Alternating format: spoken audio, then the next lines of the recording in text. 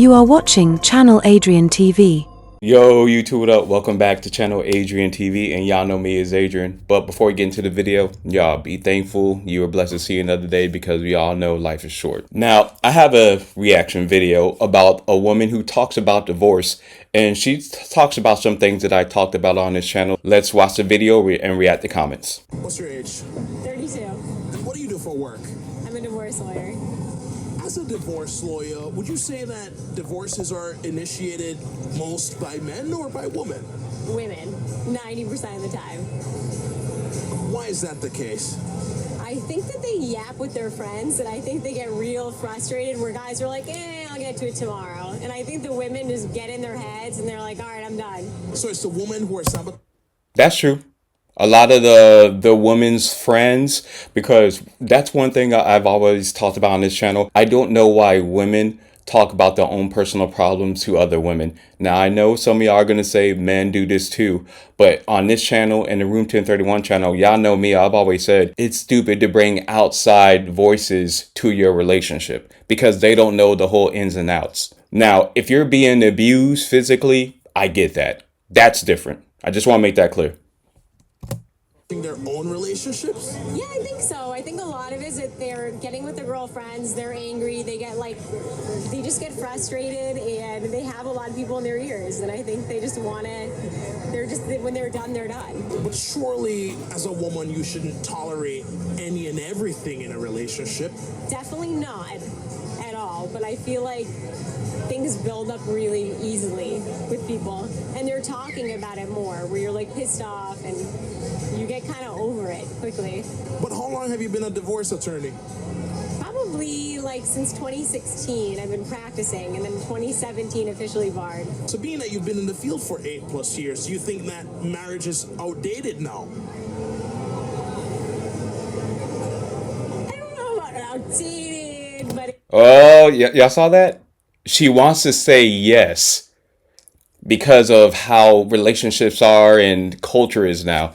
But I'm curious to know, well, she's a lawyer, she's smart. So if she knows him, I'm pretty sure she does because she's 32. So I'm pretty sure she understands this channel. So she probably has to say it in a way to where it doesn't turn people the wrong way, because remember, she's a lawyer. She needs people to do her job. It's a more acceptable to get divorced, right? Because like we're seeing it a lot more. It's not taboo. So it's changed. Do you think that sexless marriages can work? No, and 100% every single time. I mostly work for men, so every single time they're in a consult with me, I'm always hearing, I haven't had sex in 10 years, I haven't had sex in 5 years, I haven't had sex in 15 years, and I'm like, here we go again. What did I tell y'all? And I know I'm stopping it, but she's bringing up points that I bring on this channel all the time. A lot of men go through sexless marriages when the relationship peaks. And a lot of time, the woman isn't even attracted to her husband anymore. I have had grown women pull me aside saying a few things. Number one, they hate having sex with their husband. And number two, they hate it so much, they even have to visualize someone else. Think about that. That's crazy, right? Sex talk every single time. So it's like you need to make sure you're doing it like 3 to 5. I would say like 3.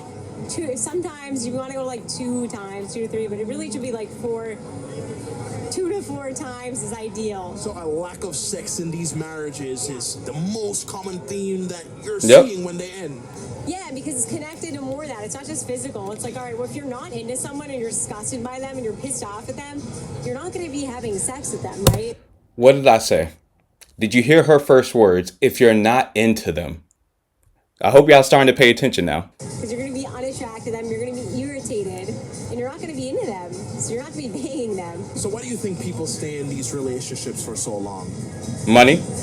I think they stay in it just because it's comfortable and it's easy and it's really hard. This is marriage is a breakup on steroids. Like if you're gonna get a divorce, it's not just like I'm moving my shit out, bye-bye. It's like if there's kids involved, forget about it. It's like your whole life is upended. It's a major decision. Your family's affected, your life is affected. Half your crap is gone. So it's a little bit tougher than with just a simple breakup. When a couple goes through a divorce, what's the process typically entail?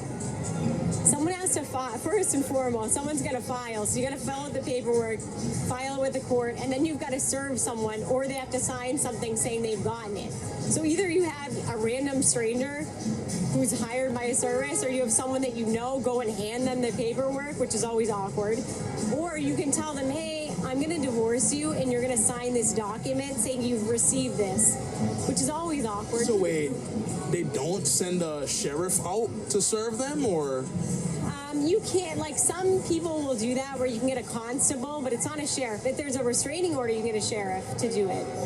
Okay. That's a whole nother. So they sign that, then what happens? Then they have in California, they've got 30 days to file a response. In Massachusetts, where I'm also barred, like, they can just respond. So someone has to respond to it and say, all right, yeah, I want a divorce too, and this is what I want to do. And it's a simple paperwork. So party A agrees for the divorce, and so does party B. Does that mean that they're officially divorced and that's fun, or? No, I wish. It'd make things a lot easier, but no, you've got to go through this whole rigmarole. All right, well, what do you have? Show me your paperwork for the past. Show me your bank accounts. Show me your credit card statements. Show me. Yeah, the real reason why divorces take so long is money, dividing up assets, and that's what she's getting into. I want to see what your financial assets are. So you got to break it down each person, which causes problems, right? Because someone's on OnlyFans, you're seeing it in their bank account.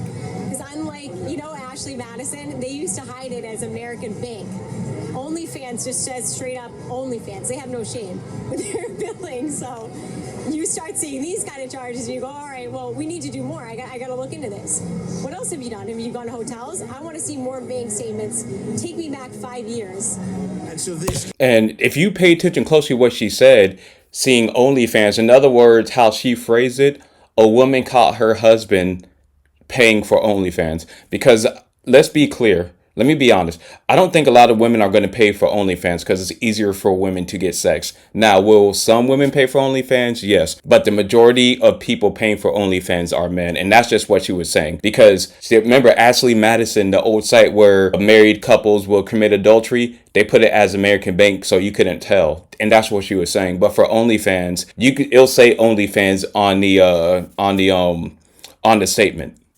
More infidelity in a relationship. Yeah, and problems. So it's like, all right, now you're doing a deep dive, and now you're starting to snoop through stuff, and you've got some problems. Okay. But after that process is done with the financial assets and looking at that, is it just the man had...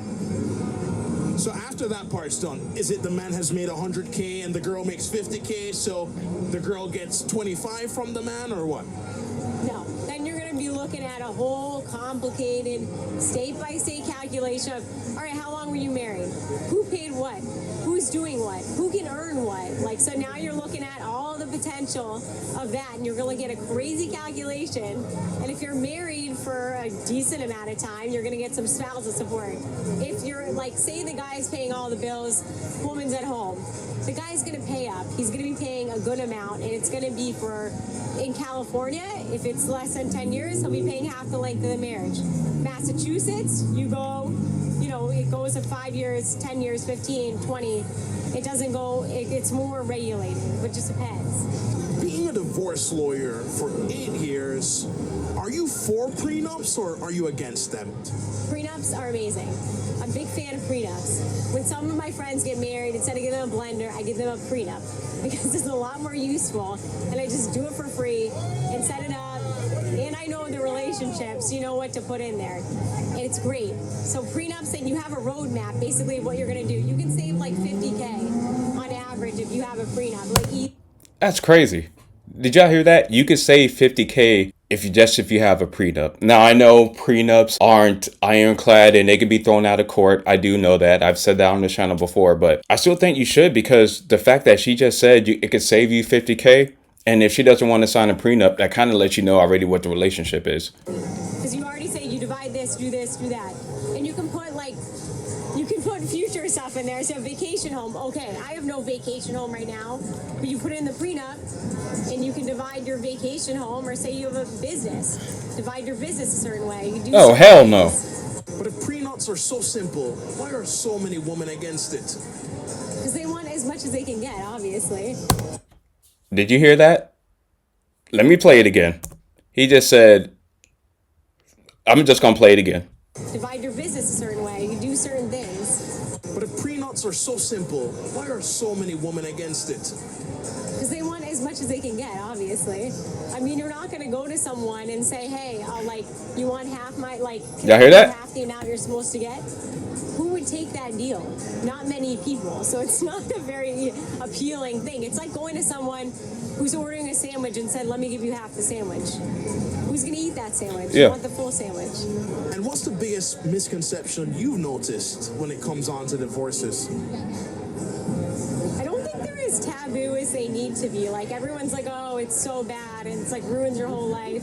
It doesn't. I think there's a lot of times where people find their second loves, and that seems to be really amazing, and they seem so much more happier and balanced. And the reason that is because the second love is really more who they want, especially if they got the money and they leveled up and have the resources to live on their own. It shouldn't be as taboo, and that's a misconception. Have you ever had to represent a client over multiple marriages? Yeah, and every single time I'm like, don't do it, man, don't do it. Can you get a prenup? Can you do something? And I have multiple clients that are like, all right, here we go again. I just tell them don't do it, and they just do it. And I'm like, all right, see you soon. Yeah, those guys are ATMs. They're getting used for their money in marriages. And some men are okay with that because they're like, well, since I can't get no play, I'd rather spend. Because she said she's dealing with a guy, she's represented men who've been through multiple divorces. So that kind of lets you know how much they balling. But I still don't think you should do that, regardless if you're a man or a woman. Y'all, a great video. And I'll make sure to leave the desirable truth link in the description. But let's go through a few commenters' comments. One commenter said, my wife's sister and all her friends were getting divorced. She decided she wanted a divorce too. The kids were 10, 4, and 1 at the time. I had to give her the house, pay child support, and alimony on top of that. She wiped me out. I will never get remarried. That sucks, man. I hope you recover, though. One commenter said, I'm not afraid of commitment. I'm afraid of divorce. The only way to guarantee my financial safety is not to get married. Unfortunately, I agree with that until they change the laws, but I think they'll never change the laws because the court system, they make way too much money off divorce. The family court system, too. This society is cooked. A divorce lawyer is telling a straight fact that a majority of women break up their families because of their own bitter friends, while people are being rude as ASF, can't curse y'all, walking straight by the camera can make this S up. Another commenter said, so moral of the story is, number 1, don't get married if 50% of your cash and your belongings are important to you. Number 2, don't get married if sex is important to you. And y'all, I'm gonna cut that video here because I don't want to draw this video out, but you get the picture. I love videos like this, especially with women who are going to be honest and not deflect, gaslight. But y'all, let me know what you think about this video, and will you get married? And y'all, this is a road to 365, posting every single day. This makes it day 30, I want to think. I appreciate all the support. But before you leave this video, subscribe, like, comment. If you see a video you want me to react to, hit me up in the comments or on my social media accounts, and I will definitely do a video on it and shout you out. Y'all stay blessed, and I will see you in the next video.